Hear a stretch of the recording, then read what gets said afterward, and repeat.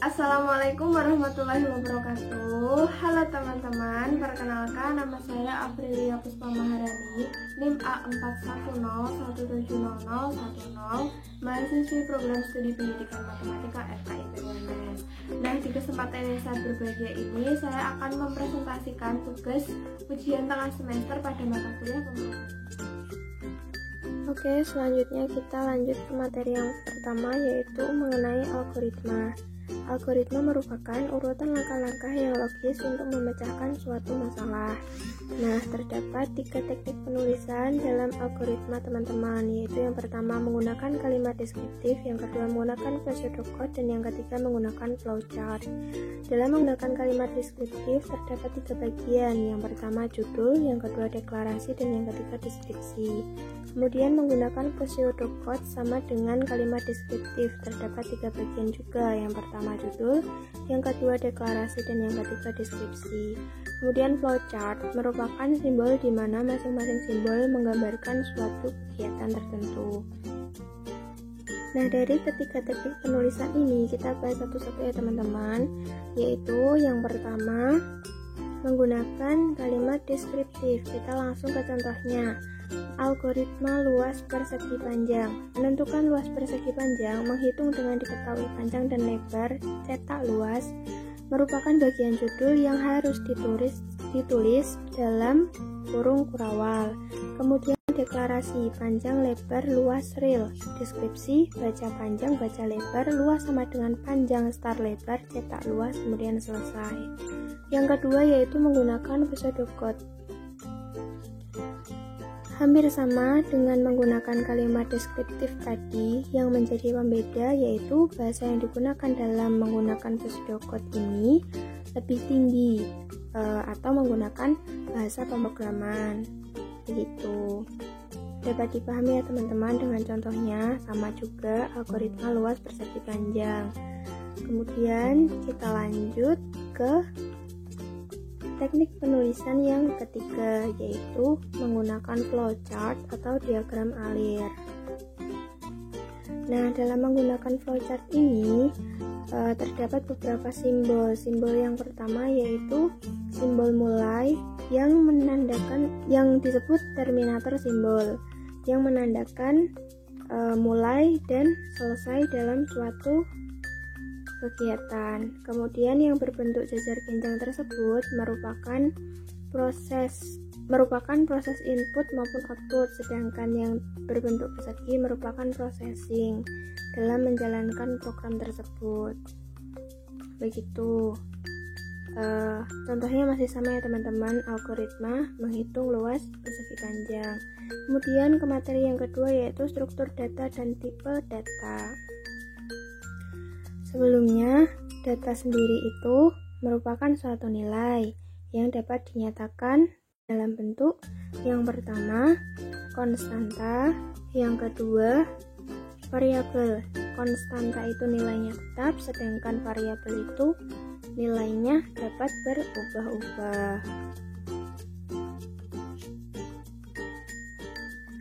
Kemudian, konstanta dan variabel tersebut merupakan tempat di memori komputer untuk menyimpan data berupa nilai dengan tipe data tertentu. Nah, terdapat aturan dalam pemberian nama di setiap variabelnya. Nah, teman-teman perlu ketahui aturan-aturan tersebut, yaitu yang pertama,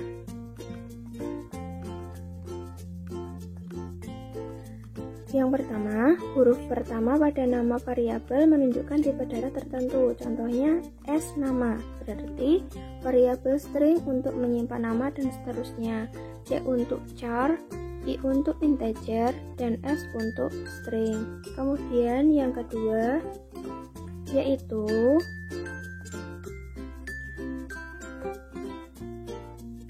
nama variabel tidak boleh mengandung spasi kosong atau karakter khusus.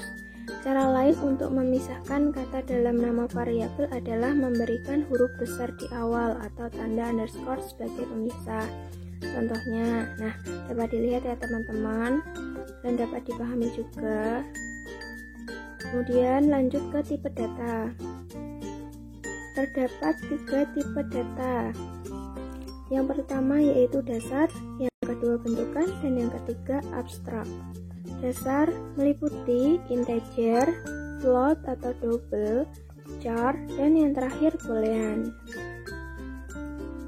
Kemudian untuk yang kedua, tipe data bentukan.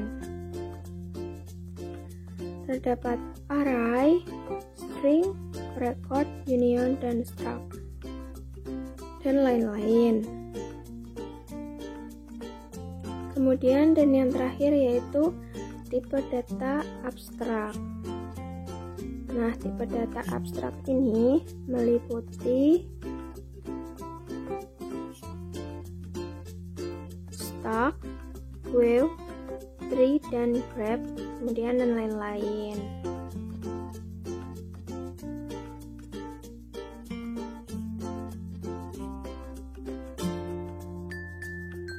Oke, kemudian kita lanjut ke konsep OOP dalam pemrograman visual. OOP sendiri yaitu merupakan Object Oriented Programming. Yang pertama, classes.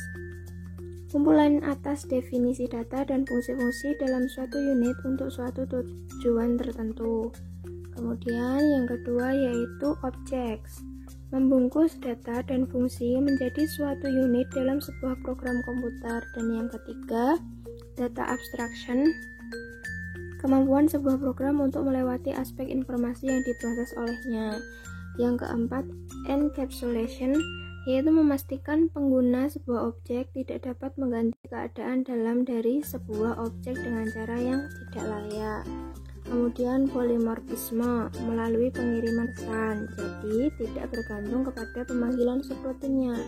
Kemudian untuk yang terakhir yaitu inheritance, mengatur polymorphisme dan encapsulation dengan mengizinkan objek didefinisikan dan diciptakan dengan jenis khusus dari objek yang sudah ada.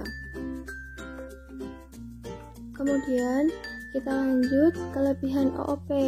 Yang pertama, menyediakan struktur modular yang jelas untuk program, sehingga OOP bagus digunakan untuk mendefinisikan tipe data abstrak, di mana detail implementasinya tersembunyi. Yang kedua, mempermudah dalam memaintain dan memodifikasi kode yang sudah ada. Yang ketiga, menyediakan framework untuk library kode, di mana komponen software yang tersedia dapat dengan mudah dimodifikasi oleh programmer. Kemudian kekurangannya, yang pertama, tidak memperbolehkan implementasi yang kuat pada reuse. Yang kedua, properti software tidak terikat dalam satu unit fungsional, sehingga harus crosscut di antara komponennya. Dan yang terakhir, crosscut mengakibatkan sulitnya pengembangan dan pemeliharaan. Kemudian untuk materi yang selanjutnya yaitu mengenai subroutine, terdiri dari subroutine eksternal. Subroutine eksternal merupakan subroutine yang diletakkan secara terpisah dari program yang menggunakan subroutine tersebut. Dan yang kedua, subroutine internal dibuat hanya untuk digunakan oleh program tersebut. Yang selanjutnya, top-down programming. Yang pertama, mendefinisikan modul untuk program utama. Yang kedua, menggali modul yang lain. Yang ketiga, menghentikan eksekusi program. Yang keempat, jika fungsi yang akan dikerjakan terlalu kompleks, maka modul dapat dipecah jika sejumlah modul-modul yang ada di bawahnya. Kemudian struktur chart.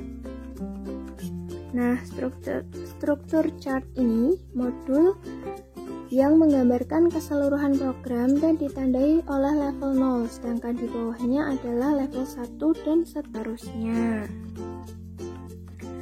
Struktur chart ini juga merupakan alat bantu perencanaan dalam top-down tadi ya teman-teman. Kemudian kita lanjut ke sifat-sifat modul yang baik. Yang pertama, fan-in, yaitu yang tinggi. Makin sering suatu modul dipanggil oleh pengguna, maka makin tinggi nilai fan-in-nya. Kemudian fan-out, yang rendah.